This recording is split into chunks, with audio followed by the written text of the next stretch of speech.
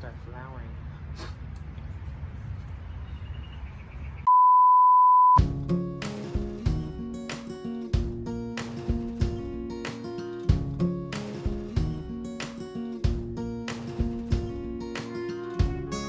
Hi agriculturists, welcome back to Growing Roots in Agriculture. So in today's video, I'll be discussing with you guys all about a trending gardening technique that's been done for multiple years that allow you to stay in organic gardening, but also allowing your plants to get organically fertilized. What's this gardening technique? Most of all gardeners do it, and most all gardeners know about it, which is composting.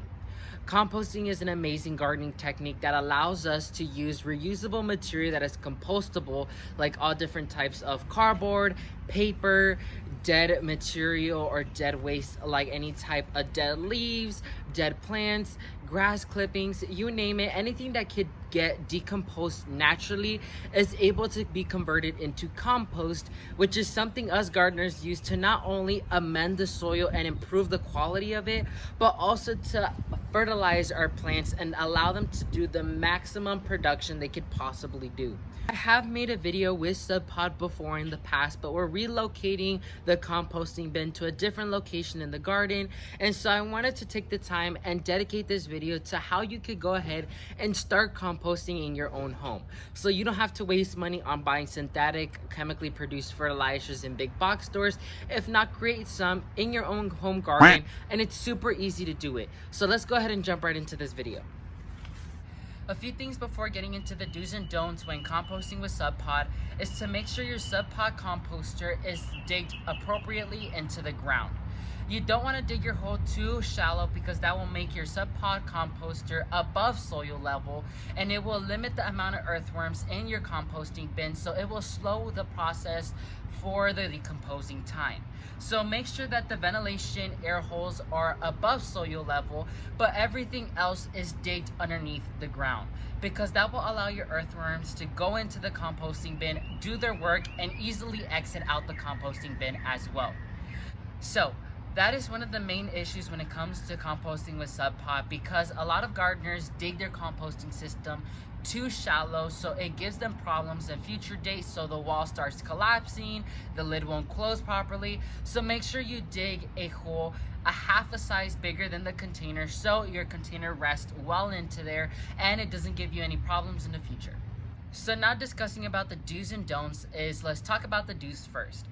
Number one is you want to make sure you stuff this with organic matter to the brim, because although it may look like a lot in the beginning, give it a week or two and you'll see that height start decreasing and decreasing, because once organic matter starts decomposing, it gets smaller and shrinks and eventually becomes into compost. So you want to make sure that your Subpod is constantly filled up with organic matter, because if not, if you only fill it up one time and that's it, you will only get a very minimum of compost at the end. So make sure you are always there every weekly checking up on the height of your compost, and if you see it has decreased, fill it up with a bit more of organic matter and you should be set to go. Just keep going on until you see that the height stays at a more secure level.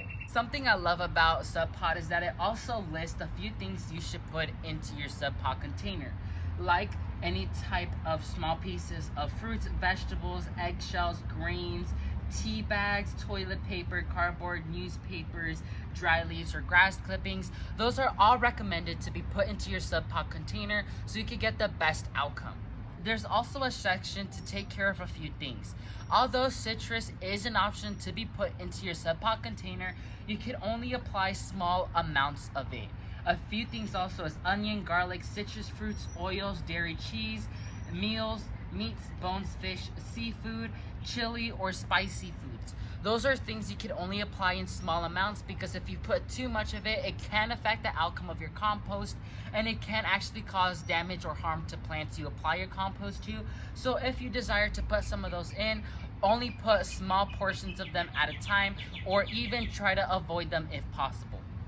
And a few things you want to completely avoid is non-organic metals or plastics, like cigarettes, plastic bottles, plastic bags, any type of glass jars. Those you do not want to put into your composting bin, because that's going to damage your compost 100%. So you want to make sure you avoid those items.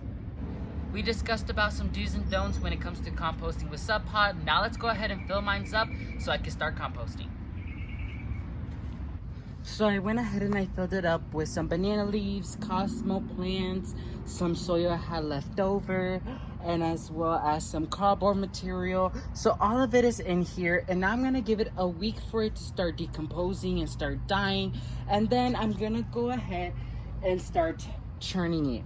So with the Subpod Mini Essential Bundle, it gives you this churner as well that allows you to churn your compost to make sure everything is evenly distributed, as well as airflow is going through in and out of the composting material. And by churning it will allow everything to start mixing up, to allow the nutrients to be even as well. So this is a great tool to have that Subpod provides if you buy the Mini Essentials Bundle, which a link will be listed down below for you guys to check out. So now let's go ahead and close it, lock it in, and now our Subpod is ready to start our composting system. So I dedicated an entire video to composting. So now you should know the basics on how to start your own composting system with Subpod. These basic tips and advice could go for any system out there, but my preference is the Subpod Mini. This is an amazing composter that is very durable, easy to maneuver, and very easy to get the best outcome as well. That's gonna be it for this video. May God bless you and your entire family, and never forget to grow roots, agriculturists. Bye.